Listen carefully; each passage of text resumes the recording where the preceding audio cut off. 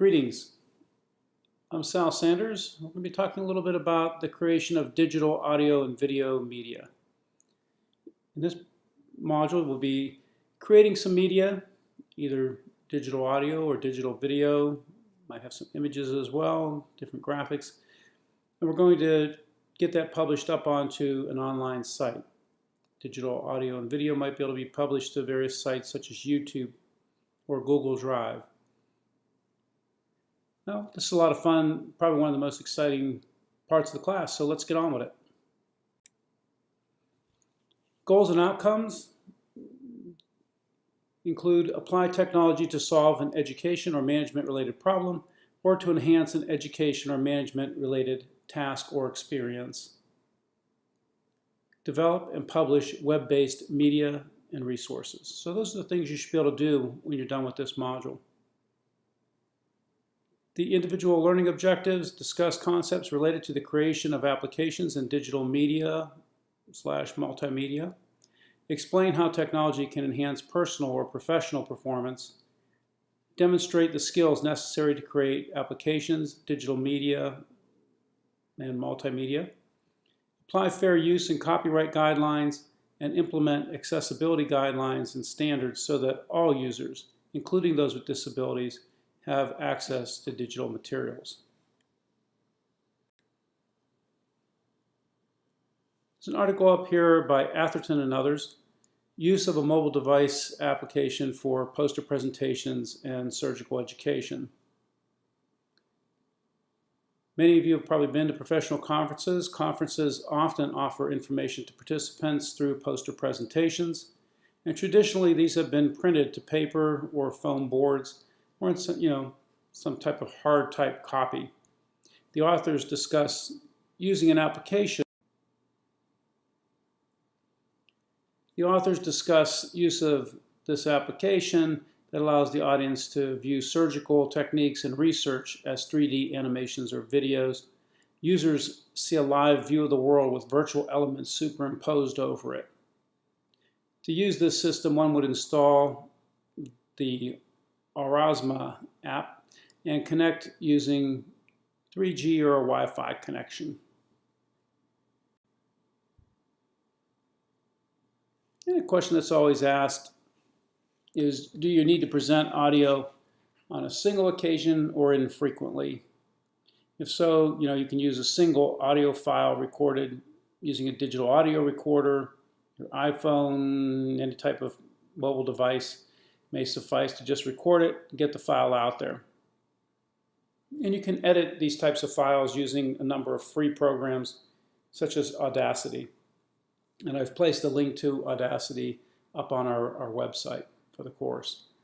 If you want to regularly convey information using audio, setting up really simple syndication feeds or RSS feeds, that may be the best way to do it if you're going to, regularly convey information out to an audience. This allows your audience to subscribe to the feed and receive new updates as you make them available. And many of you may subscribe to podcasts already. If you don't, you ought to give it a try. A lot of really great information out there. I've presented a number of times on the use of technology to facilitate feedback and also on the use of podcasting for instructional purposes. In the next few slides, I would like to share some information that may be of use to you as an instructor, educator, and manager. There are likely millions of audio and video files out there on the web and available through social networking sites and media sharing sites like SlideShare. Really great podcasts can be subscribed to, or you may just wish to download a single episode. A couple that I really enjoy are Grammar Girl, which fields questions dealing with grammar issues. Who would have thought, right? But it really is entertaining as well as informative. You can avail yourself and your staff of respiratory care podcasts at some of the iTunes addresses.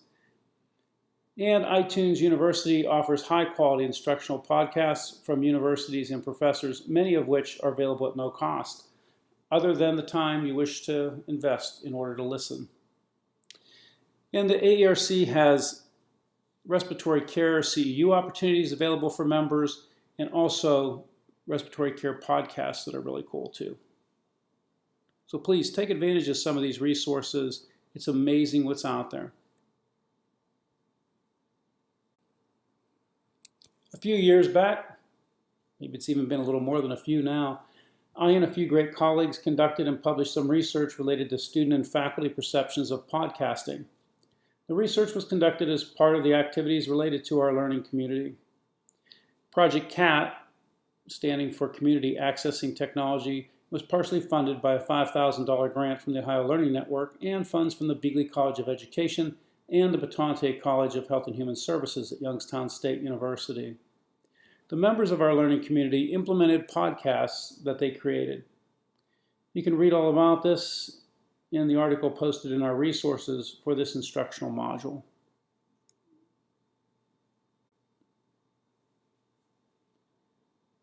I've utilized multimedia files to review materials with students and staff members and to provide feedback to students on projects, especially in online courses. Students have commented that they like the audio files. I suspect that being able to hear the tone of voice, they can often tell that even though changes are being requested, the overall assessment is that the work is good. And that's something you don't always get with just written comments. Audacity is an excellent tool and rather full-featured audio editing program that is available free of charge. If you want to export the audio files you create as MP3 files, you may also need to download and install the LAME MP3 encoder plugin. You'll only need to do that once on each computer system you plan to use to export your audio files. And I have links to Audacity up there on our course website. Great program, easy to use. So the question, why bother? You can use audio and video media to provide not only to deliver instructional content about various topics, but also to provide directions for assignments and projects. These media are also great to add a personal touch to introductions and welcoming messages that might be available to courses, especially the courses and training that you offer online.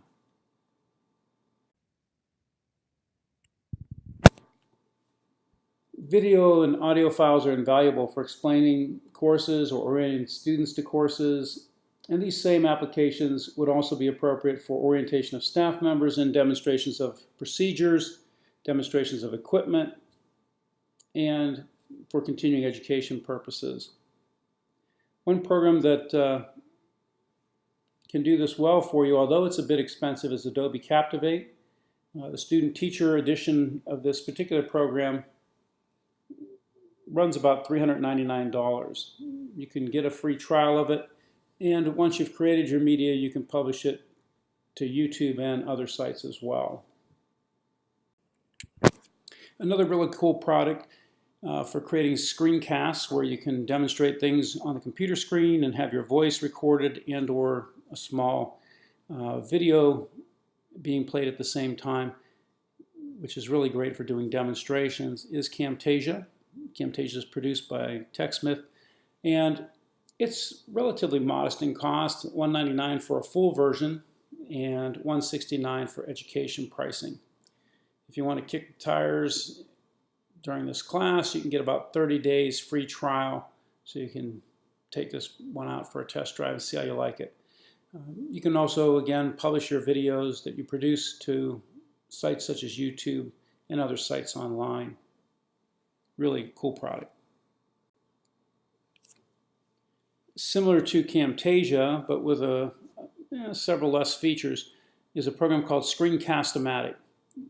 And it's a very cool program, especially for the price. You can use the standard edition for free, or you can upgrade to the pro version for $15 per year. And again, you can publish your media that you produce to various sites such as YouTube.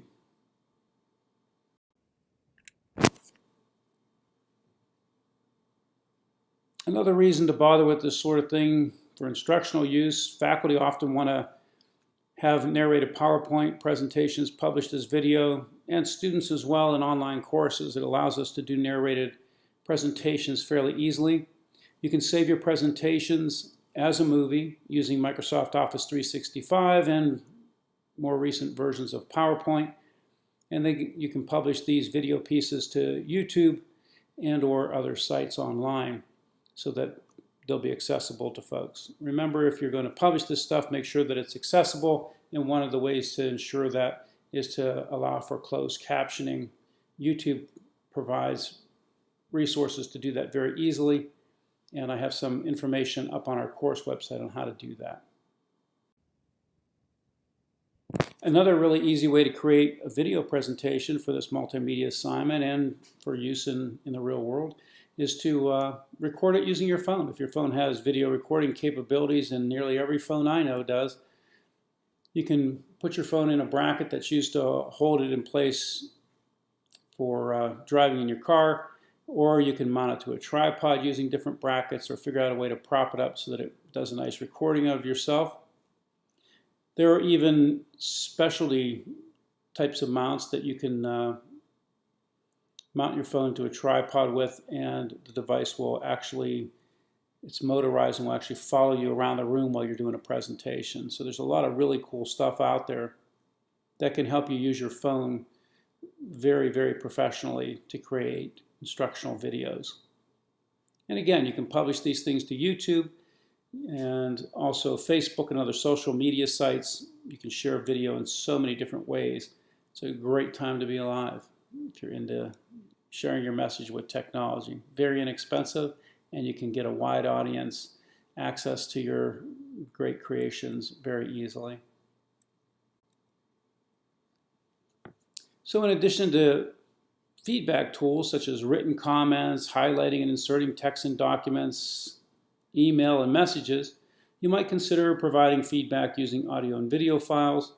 And again, you can do this quite easily by using a variety of programs and then publishing your materials to social media sites such as Facebook, or sending them as email attachments, or posting them in a course, or sending them through a course messaging site.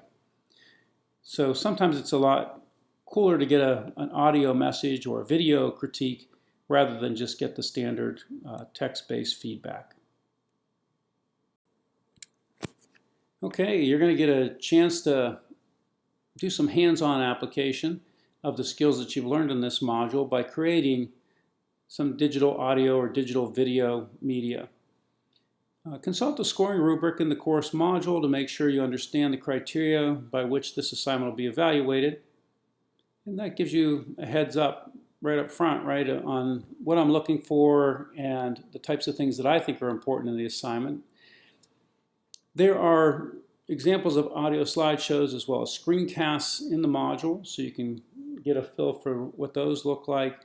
And there's just a ton of resources in this module, including information on how to make your video accessible, how to make audio files accessible. You can type up a transcript of those files and include a link to that so that someone who can't hear it could read it. In YouTube, you can use the closed captioning feature to make sure that there's captions available. I also have some information up there on how to edit those captions, because when YouTube does an automatic closed captioning, sometimes it doesn't pick up everything that you're saying as well, and it kind of guesses at the translation. So many times, if you want it to be accurate, you'll have to go back in and edit it. So basically, you're going to create your media, publish it, and when you submit the assignment, send me the link so that I'll be able to access it, and I look forward to enjoying the show. Take good care. I'm available for any assistance if you need it. Bye.